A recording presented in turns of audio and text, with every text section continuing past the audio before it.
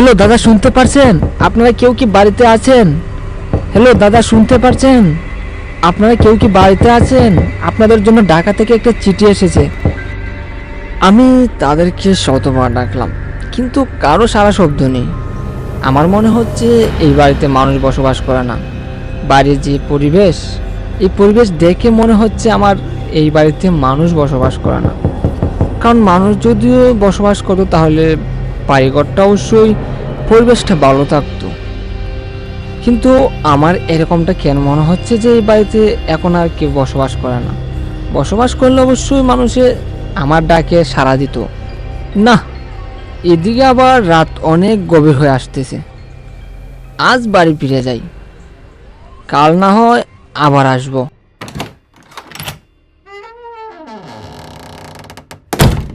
এই যে বাবু, দাঁড়ান। কোথা থেকে চিঠি এসেছে একটু দেখি তো। আগে স্যার, ঢাকা থেকে চিঠিটা এসেছে। কে পাঠিয়েছে চিঠিটা?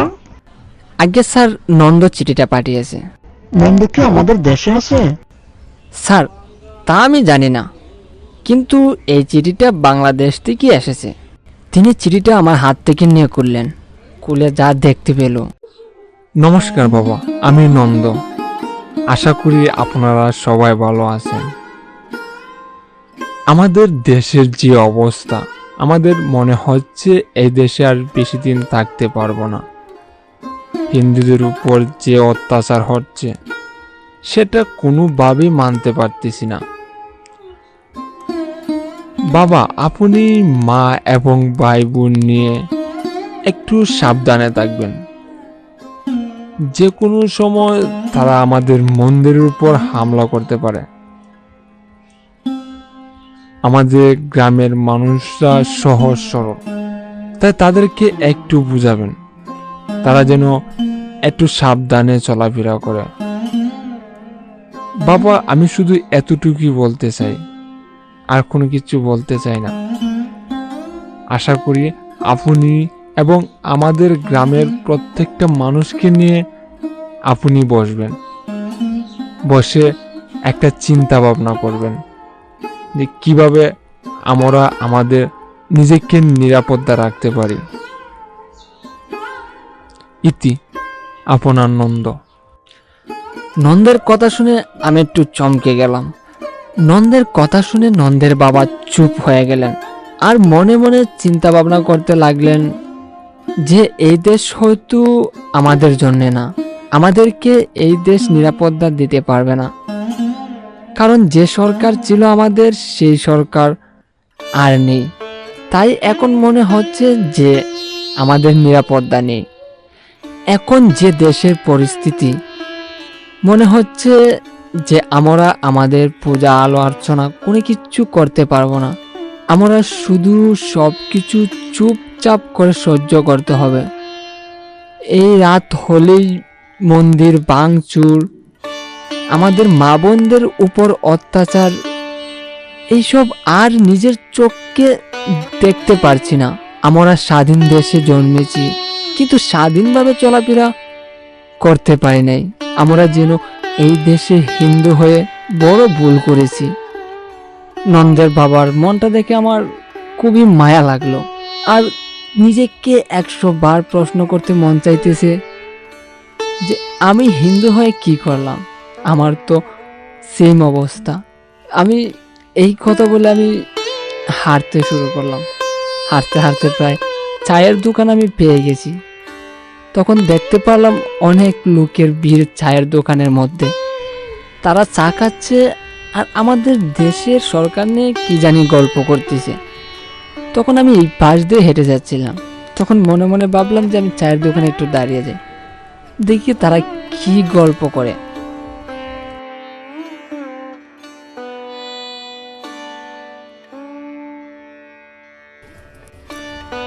আর যা বলিস বন্ধু, বাংলাদেশ বলে কথা, এই দেশ যেন দ্বিতীয়বার স্বাধীন হয় নাই, যেন আরো অত্যাচারে ভরা। বন্ধু, এইটা কি বলিস? কি অত্যাচার ভরা? এখন আমাদের ছাত্রদের জন্য অনেক লাভজনক হয়েছে চাকরি পাওয়ার জন্য। যেখানে চাকরি পাওয়ার সম্ভাবনা ছিল না, সেইখানে এখন 90% সম্ভাবনা আছে চাকরি পাওয়ার। তা অবশ্য ঠিক বলেছিস, কিন্তু তুই একটা কথা চিন্তা ভাবনা কর বন্ধু। আমাদের দেশের যে লুটপাট হয়েছে এবং যে ক্ষতিগ্রস্ত হয়েছে, সেটা ঠিক হতে হতে প্রায় মনে কর 4 থেকে 5 বছর তো মিনিমাম লাগবেই। তা অবশ্য ঠিক কথা বলেছিস তুই, কিন্তু বন্ধু আমাদের জন্য একটু অসুবিধা হবে, কারণ প্রধানমন্ত্রী যে নিরাপত্তা দিয়ে আসছে আমাদেরকে, সেই নিরাপত্তা মনে হয় আর পাবো না আমরা।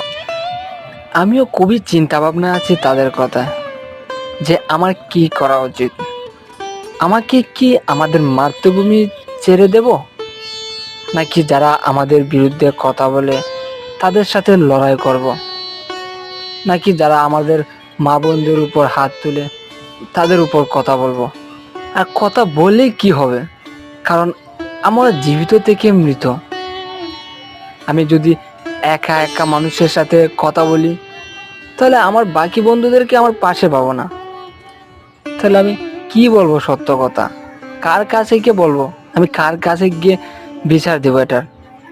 কারণ সবাই মৃত্যুকে ভয় পায়, সবাই পিছিয়ে যায়। আমরা সবাই যদি এক হই, তাহলে এই সমস্যা না। আমাদের বাংলাদেশে আছে বলে কি ধর্মবিবাদ ঘটবে? হিন্দু মানুষ, মুসলমানও মানুষ, বৌদ্ধ মানুষ, খ্রিস্টানও মানুষ, আমরা সবাই তো মানুষ। তাহলে মানুষের ভিতরে এত হিংসা কেন? আজ পর্যন্ত কোনো ব্যক্তি কি বলতে পারবে যে অমুক ধর্ম ভালো নেই, তমুক ধর্ম ভালো নেই? শুধু সাধারণ মানুষের সেটা নিয়ে কেন বিবাদ করাচ্ছে?